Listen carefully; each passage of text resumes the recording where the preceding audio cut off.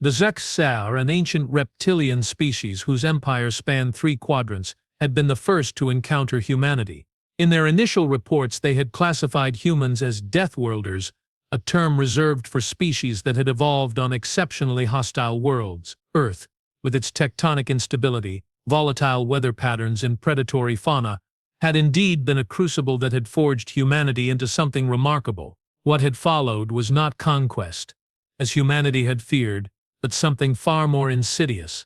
The elder races, viewing humans as both dangerous and fascinating, had established what they euphemistically called preservation habitats, vast, enclosed ecosystems where human populations could be safely observed and studied. To humans they were prisons. To their captors they were zoos. Dr. Elena Rodriguez stood before the transparent barrier of her habitat, gazing at the stars that remained forever out of reach. At 47, she had spent nearly her entire life within the confines of Habitat Alpha 7, one of 12 such installations scattered across the galaxy. Her specialty was xenolinguistics, though she had never been permitted to study any alien species in person. Instead, she analyzed the data carefully curated and provided by their Zetir overseers. "The stars look particularly bright tonight," said a voice beside her. Dr. Michael Chen, her colleague and sometimes partner, joined her at the barrier. At 35, he had been born in the habitat, the child of 2 of the original captives. "They always look brightest when we're approaching the annual cultural exchange," Elena replied, her voice laced with bitterness. "They want us to be grateful for the scraps of technology they toss us." The annual cultural exchange was a carefully orchestrated event where the Zitar would introduce limited technological advancements to the human habitats, always with strings attached. It was their way of uplifting humanity while maintaining absolute control. "This year might be different," Michael said quietly. "The whispers say the council has been discussing a new directive." Elena turned to face him, her dark eyes narrowing. "What whispers? You've been talking to the techs again, haven't you?" The techs were a growing faction within the habitats, humans who had secretly been reverse engineering and adapting the limited technology provided by their captors. It was dangerous work. Discovery meant immediate relocation to the isolation sector, from which no one ever returned. Michael's expression remained neutral, but Elena could see the excitement in his eyes. "They've made progress. Something that might change everything." Before Elena could press further, a melodic chime echoed through the habitat, the signal that all humans were to report to their designated areas for the daily census. The Zetherfair were meticulous in their monitoring, never allowing the human population to deviate from their carefully maintained numbers. "We'll talk later," Elena said quickly, before they separated to join their respective census lines.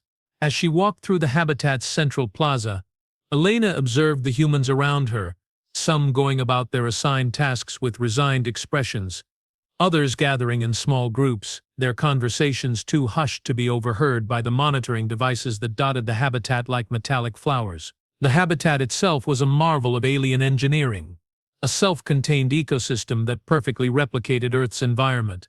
The sky was a holographic projection, cycling through day and night on a precise schedule. The weather was controlled, the flora and fauna carefully selected to provide both sustenance and a sense of familiarity.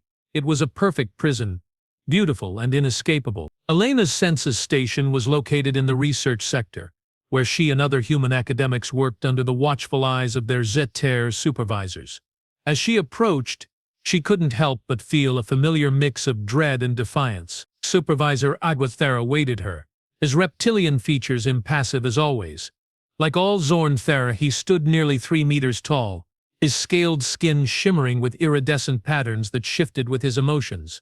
At the moment, those patterns indicated mild annoyance, a common state for Zorn-Thera when dealing with his human charges. "Dr. Rodriguez," he said, his voice a deep rumble that vibrated through Elena's bones. "Your biometric readings indicate elevated stress levels. Is there something you wish to report?" Elena forced a neutral expression. "Just the usual anticipation of the cultural exchange, supervisor. I find the disruption to our routine unsettling." Anzi-Laltha's golden eyes narrowed slightly. "The cultural exchange is a privilege, Dr. Rodriguez. Your species has been granted an opportunity that few in the galaxy receive. I would expect gratitude, not complaint." "Of course," Supervisor, Elena replied, lowering her gaze in a gesture of submission she had long mastered. My apologies. The Zavathar supervisor made a clicking sound with his elongated tongue, the equivalent of a dismissive wave among his species. Proceed to your workstation. The Council has transmitted new research parameters for your team. As Elena moved toward her assigned research station, she couldn't shake the feeling that something was different. The air seemed charged with tension, and even the normally complacent humans around her appeared restless. Her workstation, like all others in the research sector, was monitored by multiple sensors and recording devices. Privacy was a luxury humans hadn't experienced in generations. Still, the techs had found ways to communicate beneath the notice of their captors, through subtle variations in data streams, hidden messages in research reports, and other methods Elena didn't fully understand. When she logged into her terminal, a message appeared. A line of text that would appear as a normal system notification to anyone but someone trained to look for it. The birds fly at midnight. Elena's heart quickened. It was the signal she had been waiting for, the confirmation that the plan was moving forward. She quickly typed a response that would appear as a routine query to the system. Migration patterns confirmed. As she worked through her assigned research tasks, analyzing linguistic patterns of various species the Zuiktar had deemed safe for human study, Elena's mind raced. The cultural exchange was only 3 days away. If the techs had developed something that could challenge Zuiktar control, that would be their opportunity. Across the habitat, in the engineering sector, Michael Chen met with a small group of techs in a storage room, shielded from monitoring devices. The leader of their group, a woman named Jaya Patel, held up a small device that resembled a metallic beetle. This is it, she said, her voice barely above a whisper. The resonance emitter. It's designed to disrupt the containment field at a specific frequency. One pulse, and the barrier becomes permeable for approximately 90 seconds. Michael examined the device with awe. 90 seconds? Is that enough time? It will have to be, Jaya replied. We've calculated that any longer would trigger an automatic lockdown of the entire habitat system. We get one chance. What about the other habitats? Michael asked. Are they ready? Jaya nodded grimly. All 12 are synchronized. When we make our move, they make theirs. But we're the key. Alpha 7 has the most advanced security systems. If we can break through, the others will follow. The plan they had been developing for years was simple in concept, but incredibly risky. During the cultural exchange, when the Zuiktar would be distracted by the ceremonies and technology demonstrations, the techs would activate their resonance emitters, temporarily disabling the containment barriers. In that brief window, teams of humans would escape to the nearby docking bay, where they hoped to commandeer vessels and flee beyond Zuiktar-controlled space. It was a suicide mission, and they all knew it. But after centuries of captivity, the human spirit had begun to wither. Something had to be done, even if it failed. As the group dispersed, Michael couldn't shake a nagging doubt. He had noticed something unusual in the latest maintenance reports. Increased Zot-Sierra military presence around all the habitats, not just Alpha 7. It could be standard security for the cultural exchange, or it could be something more. That evening, as the holographic sky darkened and stars appeared, Elena and Michael met in the habitat's botanical garden, a place where the monitoring devices were less concentrated due to the dense foliage. The signal came through, Elena said, without preamble. It's happening. Michael nodded, his expression troubled. I saw the maintenance reports today. There's something off, Elena. The Zuiktar are bringing in additional security forces, way more than usual for a cultural exchange. Elena frowned. Could they know? I don't think so, Michael replied. But they might be anticipating some kind of trouble. There are rumors of unrest in other species under their control. Maybe they're just being cautious, or maybe they're planning something of their own, Elena countered. This is the 1200th anniversary of our discovery. Maybe they have something special planned. The possibility hung between them, heavy with implication. If the Zuiktar were planning to tighten control further, their escape attempt would become even more critical and more dangerous. We have to proceed, Elena said finally. Whatever they're planning, we can't let it happen without resistance. Michael nodded reluctantly. I agree, but we need to be prepared for anything. As they separated, Elena couldn't shake the feeling that they were walking into a trap. The Zakthar were ancient, cunning beings who had controlled dozens of species for millennia. It was arrogant to think they could outsmart them so easily. The next 2 days passed in a blur of preparation and tension. The techs worked feverishly to ensure their devices would function properly, while others gathered supplies and planned escape routes. Throughout the habitat, an undercurrent of excitement and fear permeated every interaction. On the morning of the cultural exchange, Elena woke early to find the habitat already buzzing with activity. Just as her overseers moved through the corridors with unusual purpose, their golden eyes missing nothing. As she reported to the research sector, Elena noticed that Supervisor Zalatar was accompanied by 2 military Zaktar. Unusual for a routine census, their scales were darker, almost black, and they carried the energy weapons that all humans feared. Dr. Rodriguez, Zalatar said, his voice colder than usual. You and your team will have special seats for today's ceremony. The Council wishes to recognize your contributions to interspecies understanding. Elena's blood ran cold. This was unexpected and dangerous. Being singled out by the Zithar was never a good thing. We are honored, Supervisor, she managed to say. Ziltar made a gesture that Ilona had learned to interpret as skepticism. See that you are? The ceremony will begin in 2 standard hours. Report to the Grand Plaza at that time. As Elena moved to her workstation, she caught Michael's eye across the room. He gave a subtle shake of his head, indicating that he too had been summoned. This was not part of their plan. The next 2 hours were agonizing. Elena tried to focus on her work, but her mind kept returning to the ominous summons. Was this a trap? Had their plan been discovered? When the time came, Elena and Michael joined the procession of humans moving toward the Grand Plaza. The atmosphere was festive. Decorations adorned the pathways, and music played through hidden speakers. But beneath the celebration, Elena could feel an undercurrent of tension. The Grand Plaza was the largest open space in the habitat, normally used for recreational activities. Today it had been transformed into an outdoor amphitheater, with a raised platform at one end where Zaktar officials would preside over the ceremony. As Elena and Michael took their designated seats in the front row, they couldn't help but notice the increased Zaktar presence. Military guards lined the perimeter of the plaza, their weapons at the ready. Supervisor Zaktar stood on the platform, flanked by several high-ranking Zaktar officials, including one whose elaborate scale patterns indicated he was a member of the council. This is bad, Michael whispered. Councillor Zornton never leaves the Zofet Ter homeworld.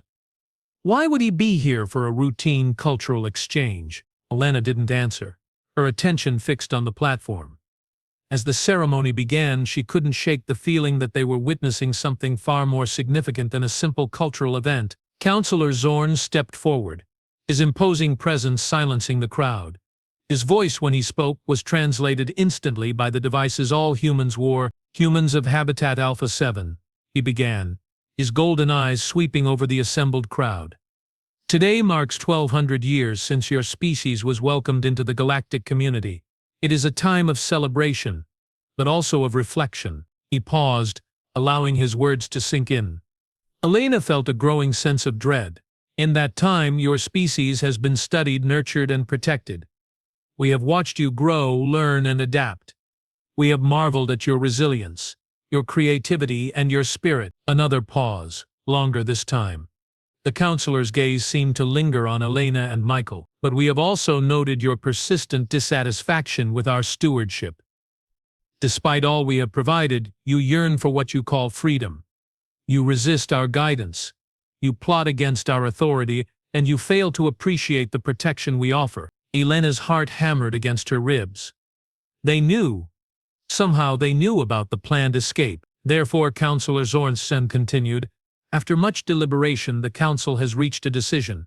Rather than continue to confine you in these habitats, we will be implementing a new directive, one that will better serve both our species. He raised a hand and a holographic image appeared behind him. A vast structure floating in space, unlike anything Elena had seen before. This is the Ark, the Councillor said. A mobile habitat that will house your entire species. With it you will be free to travel the galaxy, to explore new worlds, to seek your destiny among the stars. A murmur rippled through the human crowd. Freedom? Travel? It seemed too good to be true, but Elena knew better. She could see the trap in this offer, the hidden strings attached to this apparent generosity. There is, of course, a condition.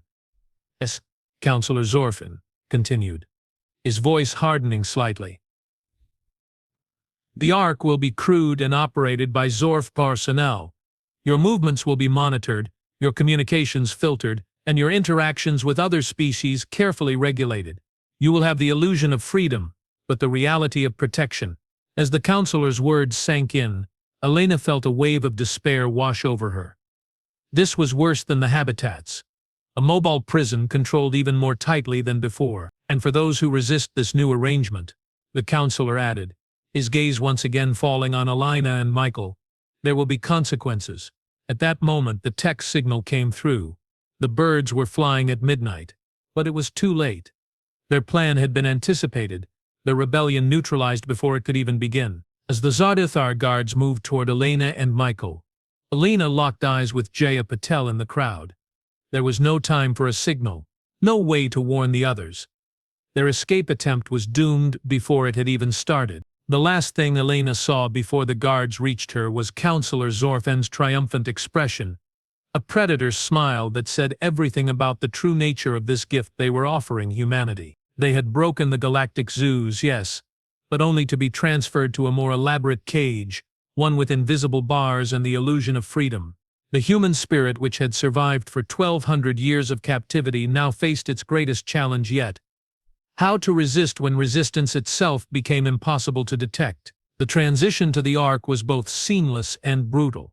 In the span of a single rotation, the 12 human habitats were emptied, their populations transported to the massive vessel that now floated in geosynchronous orbit above the Jathar homeworld. From space, the Ark resembled a crystalline snowflake, its intricate structure housing over 3 million humans, the last remnants of a species that had once called Earth home. Dr. Elena Rodriguez found herself in a sterile white chamber, surrounded by Zentaur officials who were conducting the final processing of the human leadership.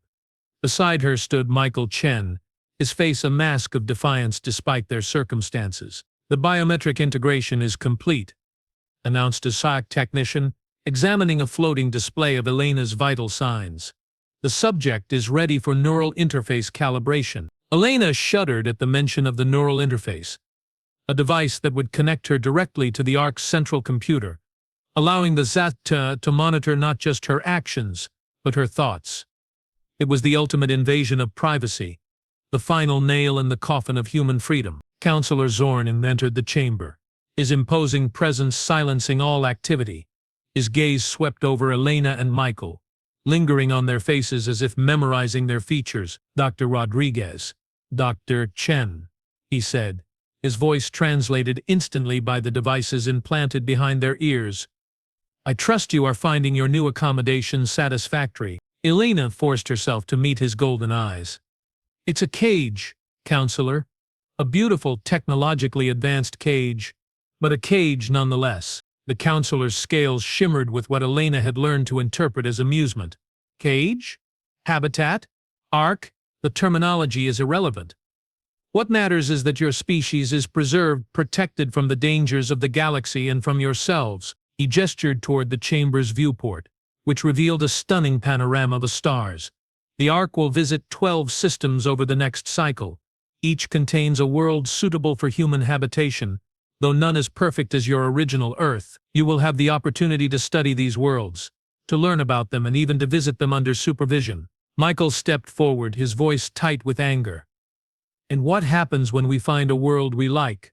When we want to stay to build a new home? Counselor Zorn's expression remained impassive. That decision is not yours to make.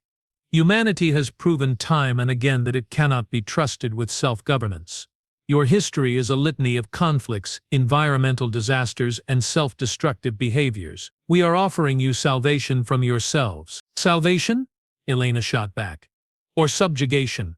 There's a fine line between protection and imprisonment. The counselor's scales darkened slightly, a sign of irritation. Your perspective is limited by your human experience. In time, you will come to understand the wisdom of our approach. The neural interface will accelerate this process, allowing you to access the full breadth of galactic knowledge, to see the universe as we see it. Elena felt a chill run down her spine.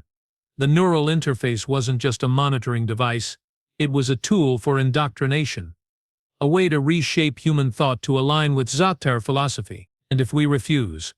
Michael asked, though they both knew the answer. Counselor Zorn said made a clicking sound with his tongue, the Zatar equivalent of a sigh. Refusal is not an option. The integration is already underway for all humans. Within a standard cycle, every member of your species will be connected to the network. As if on cue, a Zontor technician approached Elena with a neural interface device, a small metallic node that would be attached to the base of her skull. Elena tensed, every instinct screaming at her to resist, to fight, to run. But where could she go? They were on a vessel in deep space, surrounded by their captors. The procedure was quick and painless. Elena felt a brief pressure as the node was attached, then a strange tingling sensation as it connected to her nervous system. For a moment her vision blurred and she felt dizzy. When her senses cleared, everything seemed sharper, more vivid. The connection is stable, the technician reported. Subject is online. Counselor Zorton nodded in satisfaction. Welcome to true consciousness, Dr. Rodriguez. In time you will thank us for this gift. As Elena and Michael were led to their new quarters, Elena's mind raced. The neural interface was terrifying, but it also offered possibilities. If she could learn to control it, to manipulate it, perhaps she could find a way to fight back. The Zoith had given their prisoners the key to their own escape, even if they didn't realize it yet. Their quarters were spacious and comfortable, with a large viewport that offered a breathtaking view of the stars. But Elena knew that even this apparent luxury was part of the prison. A beautiful gilded cage designed to lull them into complacency. As soon as the door sealed behind them, Michael turned to Elena, his expression urgent. Did you feel it? When the interface connected? Elena nodded slowly. There was a moment, a fraction of a second, when the system was vulnerable. Before the security protocols fully engaged, Michael's eyes widened. You think we can exploit that? I don't know, Elena admitted. But I have to try. The first weeks aboard the Ark were a strange mix of wonder and oppression. The humans were given access to vast amounts of information through the neural interface, scientific knowledge, cultural histories, art from 1,000 worlds. Many humans were enthralled, spending hours connected to the network, absorbing knowledge that had been denied them for generations. But Elena and a small group of trusted associates used the interface differently. They searched for vulnerabilities, for backdoors, for any weakness in the Surtur system. They communicated through encrypted channels hidden within the data streams, careful to avoid detection. Jaya Patel, who had been instrumental in the failed escape attempt, had been assigned to the Ark's engineering division. Through her, they learned about the vessel's systems, its power sources, its defenses, its navigation capabilities. The Ark is virtually indestructible, Jaya reported during one of their secret meetings.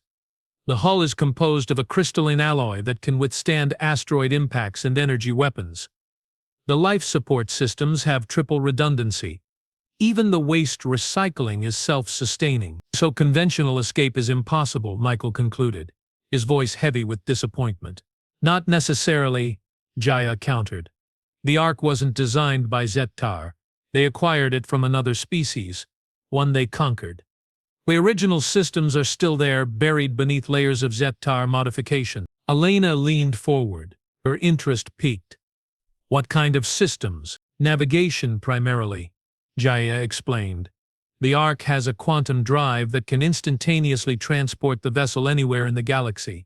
The Zatar have disabled it, of course, but the underlying system is still there. If we could reactivate it, Elena said slowly, we could take the Ark anywhere beyond Zyath control. Jaya nodded grimly. Theoretically, but the security protocols are formidable. Even accessing the system would trigger alarms throughout the vessel. As they continued their investigation, Elena noticed something strange about the neural interface. Occasionally, when she was connected to the network, she experienced flashes of memory that weren't her own. Images of a world she had never seen, sounds she had never heard, emotions that weren't hers. At first she dismissed them as side effects of the interface, but as they became more frequent and more vivid, she began to suspect something else was happening. "Have you been experiencing any unusual symptoms?" Elena asked Michael during one of their private conversations. Michael looked at her quizzically. "What kind of symptoms?" "Memories that aren't yours," Elena said carefully. "Images, feelings, sensations that seem foreign." Michael's expression shifted to one of concern. "Now that you mention it, yes. I've been having dreams about a place I've never been. A forest with purple trees and 2 moons in the sky." Elena felt a chill. "I've been seeing something similar. And sometimes when I'm connected to the network I hear whispers in a language I don't recognize, yet somehow understand." They were silent for a moment, the implications hanging between them. The neural interface was doing more than connecting them to the SCI-FI network. It was connecting them to each other in ways they hadn't anticipated. "I need to access the core programming of the interface," Elena said finally. "There's something the SCI-FI aren't telling us about this technology." Accessing the core programming was risky.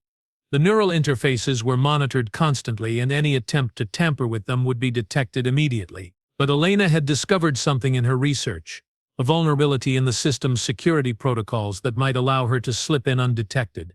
It took weeks of careful planning and preparation. Elena worked during the ship's night cycle when SCI-FI monitoring was at its minimum. She used her knowledge of xenolinguistics to identify patterns in the system's code that others might miss. The breakthrough came during a routine diagnostic cycle.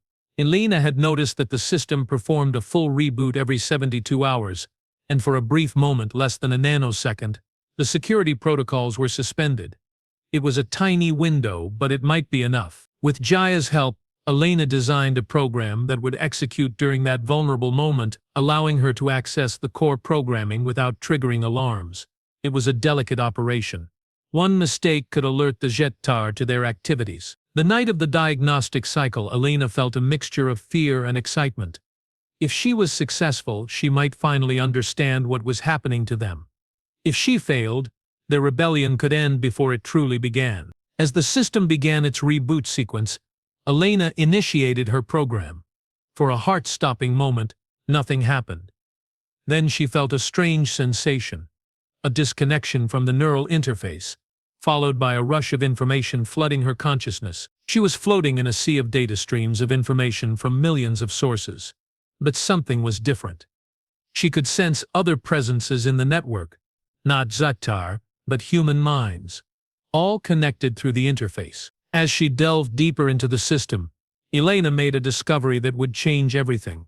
The neural interface wasn't just a monitoring device or a tool for indoctrination. It was something far more profound, a bridge between human consciousness and the vast repository of knowledge the SCI-FI had accumulated over millennia. But that wasn't all.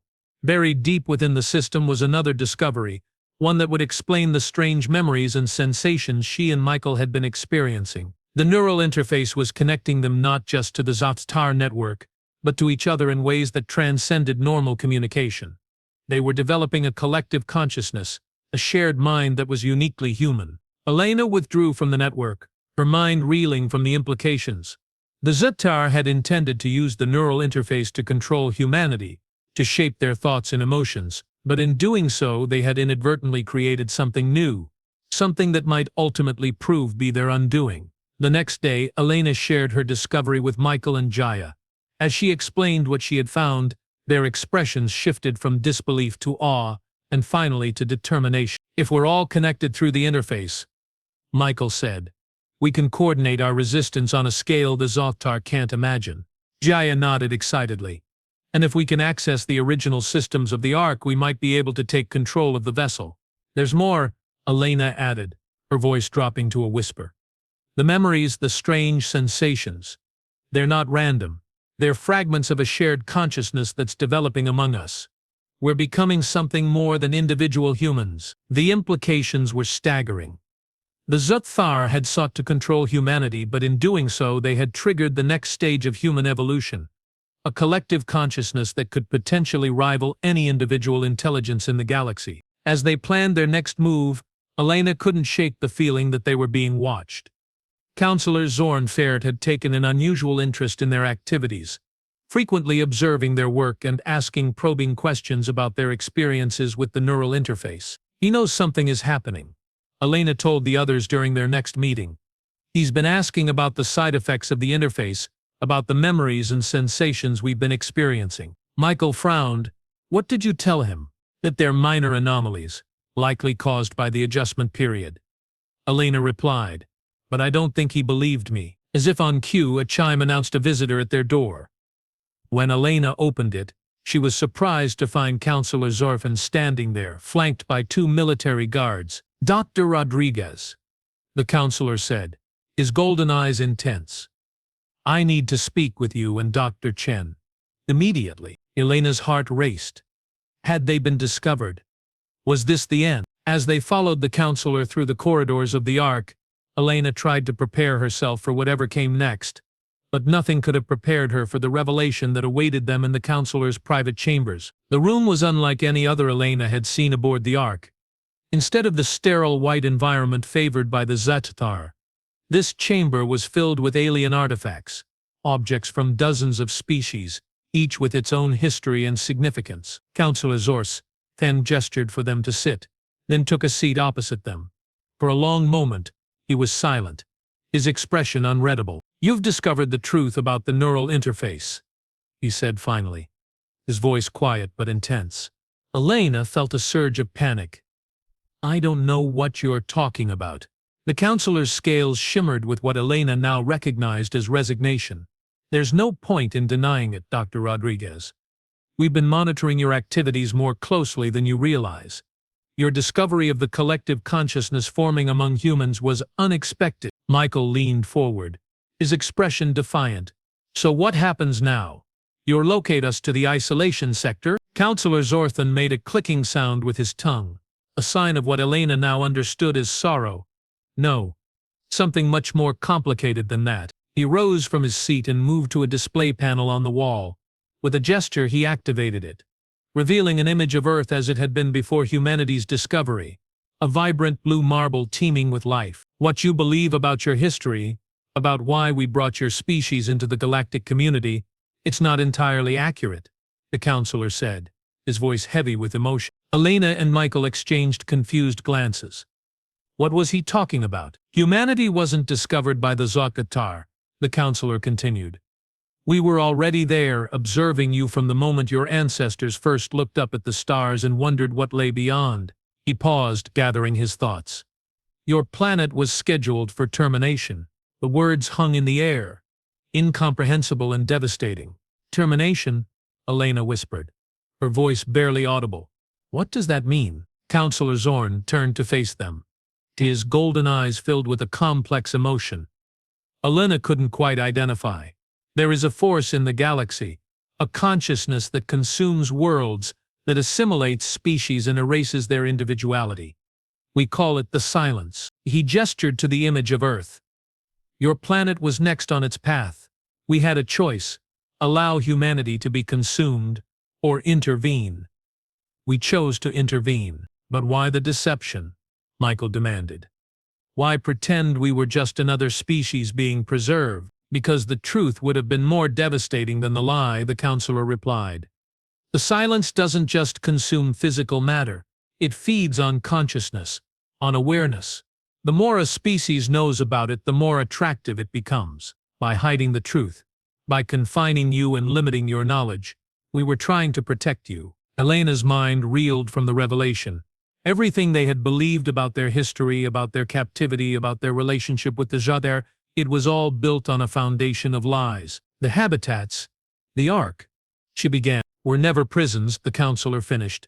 They were arks in the truest sense, vessels designed to preserve a species that would otherwise have been lost to the silence. He returned to his seat, his movements heavy with the weight of his revelation. But now, something has changed.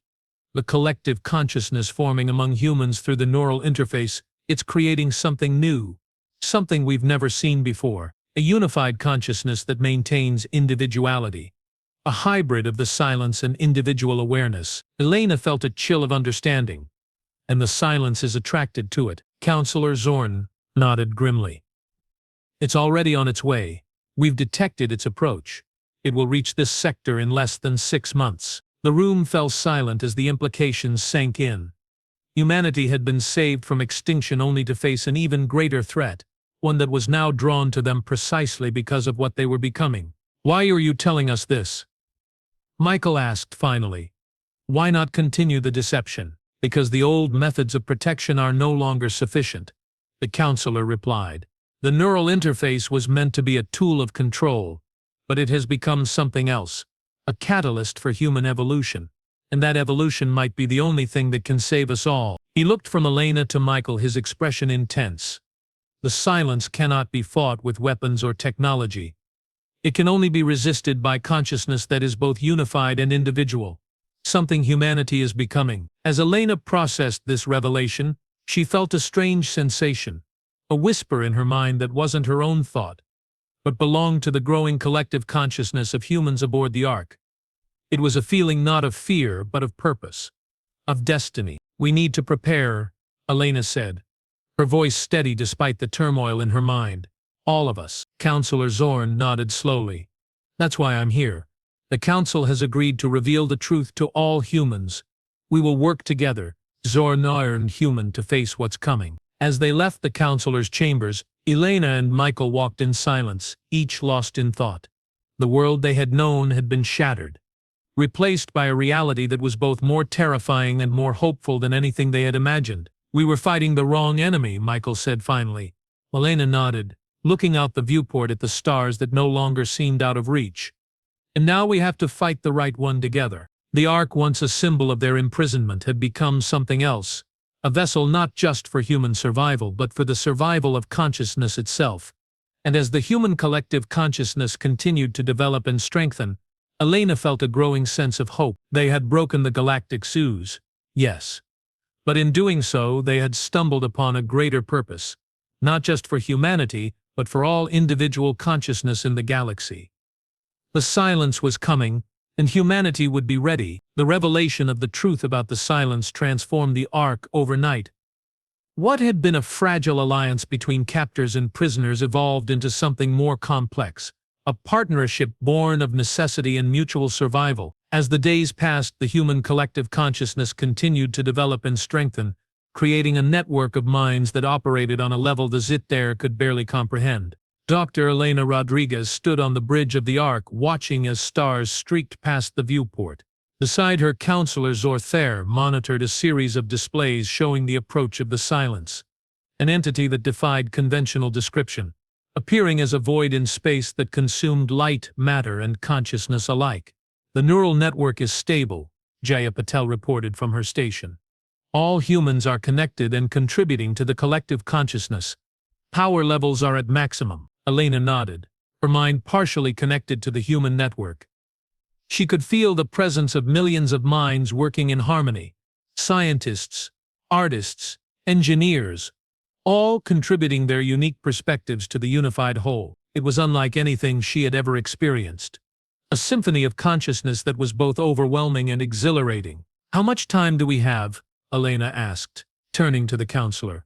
Counselor Zorthair's scales darkened with concern. 3 days, perhaps 4. The silence is moving faster than our projections. It seems drawn to the energy signature of the human collective. Michael Chen entered the bridge, his expression focused. "The simulations are complete. The quantum drive is ready for activation. If our calculations are correct, we can create a resonance field that will disrupt the silence's cohesion." The plan they had developed was audacious, bordering on insane. Using the Ark's original quantum drive, they intended to generate a frequency that would resonate with the human collective consciousness, amplifying it to a level that could theoretically repel the silence. It had never been tried before. No species had ever possessed the combination of unified consciousness and individuality necessary to attempt such a feat. "The Zutthar fleet is in position," the counselor reported. "They will create a perimeter around the Ark, providing additional protection if the resonance field fails." Elena appreciated the gesture, though she knew it was largely symbolic. The silence had consumed entire fleets of advanced warships. Conventional defenses were useless against it. As the hours passed, tension aboard the Ark reached palpable levels. Humans moved through the corridors with purpose, each individual contributing to the collective effort while maintaining their unique perspective. It was this balance, the unity of purpose combined with the diversity of thought that they hoped would prove to be their strength. Elena spent much of her time deep in the neural network, exploring the growing collective consciousness. She could feel the boundaries between individual minds becoming more permeable, thoughts and memories flowing freely between them. Yet somehow each person maintained their core identity, their essential self remained intact. It was this paradox that fascinated the Zithar scientists, who were now working alongside their human counterparts. The silence consumed individual consciousness, absorbing it into a homogeneous whole, but the human collective was different. A unified entity that celebrated and preserved individuality. The resonance field is building, Jaya announced, her voice cutting through Elena's thoughts. Projected activation in 6 hours. Elena withdrew from the network, feeling momentarily disoriented as she returned to full individual awareness. The transition was becoming more difficult as the collective consciousness grew stronger. Any change in the silence's approach?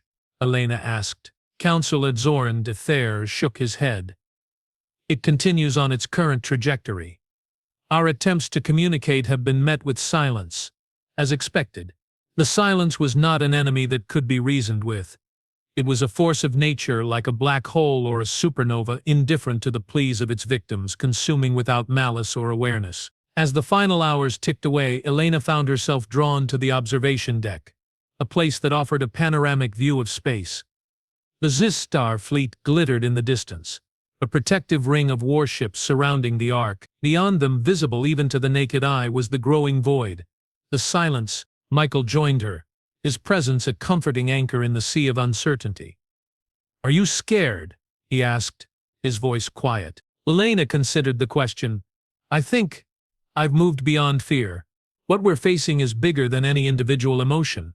It's like asking if a single cell is afraid when the body faces a mortal threat. Michael nodded, understanding her meaning. The collective is changing us, isn't it? Making us something more than human. Or perhaps making us more human than we've ever been, Elena countered. Think about it.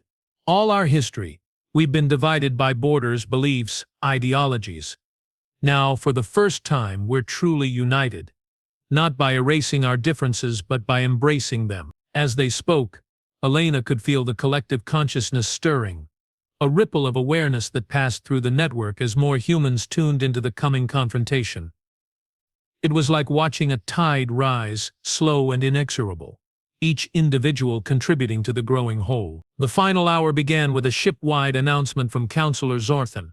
His voice, translated through the neural interface, reached every human simultaneously, both as sound and as thought. People of the Ark, humans of Earth, the moment we have prepared for has arrived. In less